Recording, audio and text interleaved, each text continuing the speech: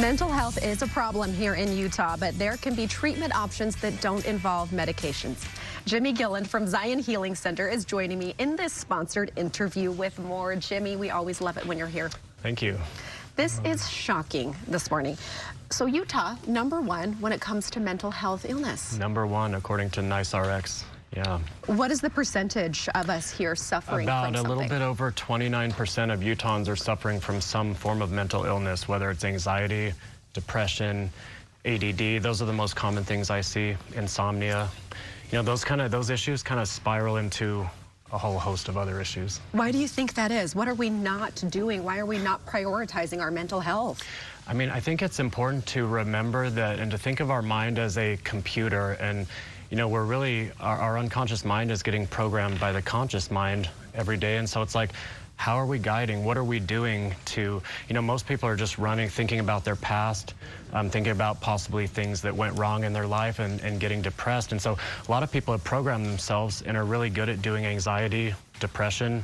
And I don't think if we're not taking conscious effort to take control of our mind and to really exercise it, then we're going to get good at doing bad things. You know, why don't we practice gratitude every morning? And there's some really, you know, just simple, easy things that people could do from home, and that if you guys do this, you won't need to come into a mental health or a healing center. This is an interesting element, too. When people do take action to improve their mental health, they're often met with inadequate solutions, maybe like a medication, which could be a Band-Aid, but they're not getting to the root of what's going on. Yeah, so we neglect ourselves for a certain amount of time until the pain gets too great, right? And then it pushes us, it's like, now I have to do something. So what do? You go to a psychiatrist, and they're going to offer you medications.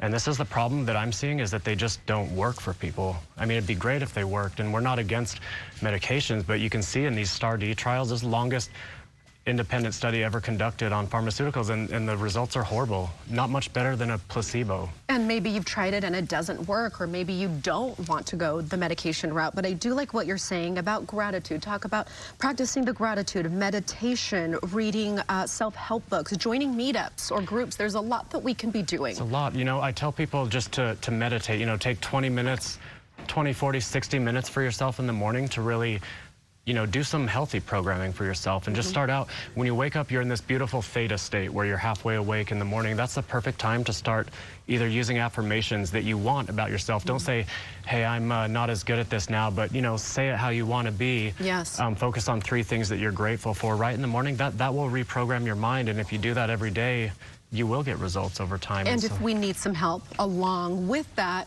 Yeah, if you need a more serious intervention, there's things like TMS. I mean, if you really have treatment-resistant depression, you feel like you've tried everything, TMS is something you can do. It's got an 83% response rate. I don't know of any medication or any other treatment that has that high of a response rate, and it makes a permanent change. You don't have to take toxins into your body. Yeah, it's huge. You can do neurofeedback. We have, you know, that's another protocol that we have. We can do brain scans, see what's going on in your brain, and see if there is actually anything functionally that we could improve that way. So we've got strong interventions that can get you on track if you have slipped off. And then at that point, it's like, you know, at some point you'll still need to practice mental health yourself and really learn to, you know, be kind to yourself. Stop comparing yourself to other people.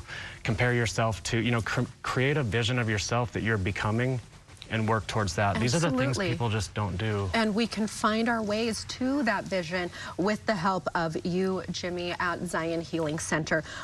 If you hop online now, you can get a free consultation. You can do neurofeedback sessions for only $49. You can do the full brain scan for only $99. What great deals. Try it out. Hop online. Why not? Thank you so much for being here. You're always so inspiring. Thank you to Zion Healing Center for this sponsored interview.